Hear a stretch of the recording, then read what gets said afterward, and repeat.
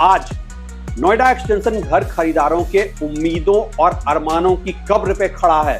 Investors अपना पैसा पिछले 10 सालों में डबल ट्रिपल कर चुके हैं और उनके लालच की भेंट चढ़ गया है यहां रहने वाले घर खरीदारों के अरमान। ज्यादातर इनिशियल दिनों के घर खरीदार लोअर मिडिल क्लास से हैं, जिन्होंने अपनी पूरी जमा पूंजी लगाकर और कर्ज में डूबकर यहां अपना आशियाना बसाया है और उन्हें कई सपने दिखाकर घर बेचा गया था, जिसमें मेट्रो ट्रेन प्रमुख था। लेकिन अब बस गुनगुनाइए, इंतहा हो गई इंतजार की। कहना गलत नहीं होगा कि नोएडा एक्सटेंशन में बिल्डरों का अखंड साम्राज्य है और उन्हें है प्रशासनिक अधिकारियों की छत्र छाया। मजाल है कि कोई घर खरीदार चूं भी कर दे। कंज्यूमर राइट्स का कोई कॉन्सेप्ट यहाँ नहीं है। सरकारी महकमा है उनकी जेब में और उनके डायलॉग्स एक सभ्य समाज के मुंह पे एक तमाचे से कम नहीं है। जैसे कि सुनाता हूं इन बिल्डरों के कुछ अल्फाज। हम घर दे रहे हैं ना, चुपचाप लो। यहाँ तो लोग पैसे लेकर भी घर नहीं देते हैं। तुम्हें घर देर से मिलने की ज्यादा परेशानी है। अब हम बताएंगे कि परेशान कैसे करते हैं। रेरा में जाने की हिम्मत तो दिखाओ, फिर मैं दिखाता हूं कि लीगैलिटी क्या होती है। अगले 10 सालों तक बस दूर से देखते रहोगे कि ये मेरा घर है, लेकिन मिलेगा नहीं। हम इतना बड़ा काम कर रहे हैं, तुम्हारे लिए घर बना रहे हैं, तुमने कंपनी के खिलाफ बोलने की जुर्रत कैसे की? तैयार रहो मानहानि के मुकदमे के लिए।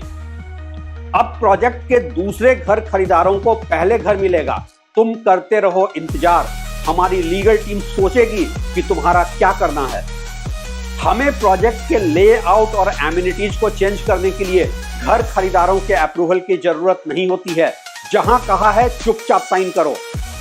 आप सोचेंगे कि बिल्डरों का ऐसा आतंक है तो क्या हुआ? एक बार घर मिलने के बाद घर खरीदार अपना एसोसिएशन बनाकर मेंटेनेंस अपने हाथों में ले लेंगे। अरे जनाब, फिर भूल गए आप नोएडा एक्सटेंशन में हैं।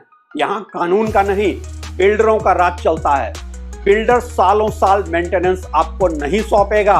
अनरीजनेबल मोटी कीमत वसूलेगा मेंटेनेंस के नाम पे।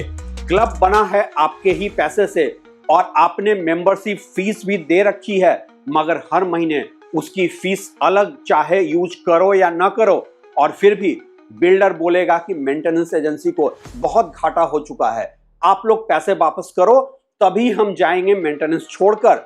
वैसे तो वो तब भी नहीं जाते हैं जब तक कि घर खरीदार लंबी कानूनी लड़ाई न लड़ लें। और इस तरह आप साल दर साल फंसे रहते हैं बिल्डर के चंगुल में। आप सोचेंगे अगर इतनी प्रॉब्लम्स है तो फिर सरकारी अधिकारी और अथॉरिटीज क्या कर रहे हैं? लोग शिकायत लेकर उनके पास क्यों नहीं जाते हैं? अरे हुजूर, आप फिर बोल रहे हैं आप नोएडा एक्सटेंशन में हैं। यहाँ बिल्डरों की जेब इतनी बड़ी है कि पता ही नहीं है कि कौन कौन उनकी जेब में है। बीएनएस का फुल फॉर्म पता भी है आपको? यहाँ ये जाना जाता है बिल्डर न्याय संहिता के तौर पे, न कि भारतीय न्याय संहिता के तौर पे। क्या जनप्रतिनिधि, एमएलए, एमपी नहीं जानते हैं कि यहाँ की समस्याएं क्या हैं? आखिर 10 लाख वोटरों का मार्केट है ये। दरअसल ये 10 लाख वोटरों का नहीं, बल्कि 10 लाख बंधुआ वोटरों का मार्केट है। टेकन फॉर ग्रांटेड वोटरों का मार्केट है। पिछले चुनाव दर चुनाव विधायक, सांसद बार बार चुने जा रहे हैं बिना कोई अकाउंटेबिलिटी के, बिना किसी परफॉर्मेंस रिपोर्ट के, एक पार्टी विशेष की विचारधारा के तहत। तो फिर क्यों कोई बनाए डेवलपमेंट को अपना एजेंडा? सिर्फ ग्रेटर नोएडा वेस्ट ही क्यों, पूरा गौतम बुद्ध नगर जिसका कि एक हिस्सा है, आज गौतम बुद्ध की तरह शांति से जाकर वोट डाल देता है बिना सवाल पूछने की हिंसा किए। यहां तो अब यह भी तय करना मुश्किल है कि नोएडा एक्सटेंशन की बदहाली ज्यादा प्रशासनिक है या ज्यादा राजनीतिक, या ज्यादा है यहां के लोगों की मानसिक गुलामी। ऐसा भी नहीं है कि नोएडा एक्सटेंशन बिल्कुल ही मुर्दों का शहर है। प्रोटेस्ट भी यदा कदा होते हैं यहाँ, कभी बिल्डर के खिलाफ तो कभी दूसरे सिविक इश्यूज पे और कभी मेट्रो रेल की मांग को लेकर। लेकिन कभी मिलता है आश्वासन, कभी पुलिस का इंटरवेंशन, तो कभी बिल्डर की धमकी। करे भी तो क्या करे बेचारा नौकरी पेशा इंसान, जो पहले ही घर खरीदकर कर्ज के बोझ तले दबा है। नौकरी की चिंता, परिवार की सुरक्षा की चिंता, बिल्डर का डर, कोई कानूनी पचड़ा न पड़ जाए का डर, और इस डर में सहमा पूरा शहर, जिसे कई लोग नोएडा एक्सटेंशन की जगह अब बोल देते हैं नोएडा एक्सटेंशन।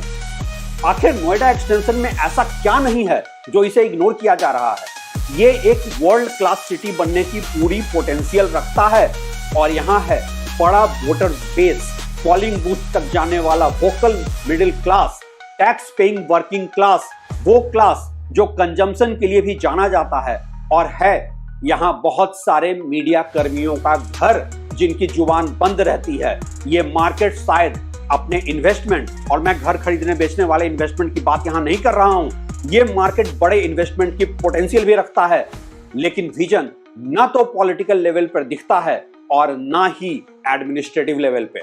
आज पब्लिक ट्रांसपोर्ट यहाँ के बाशिंदों की सबसे बड़ी समस्या है, लेकिन जिस प्रॉमिस पे उन्हें घर बेचा गया था उसका कोई फाइनल ब्लूप्रिंट भी तैयार नहीं है। क्या ये यहाँ के लोगों के साथ धोखा नहीं है?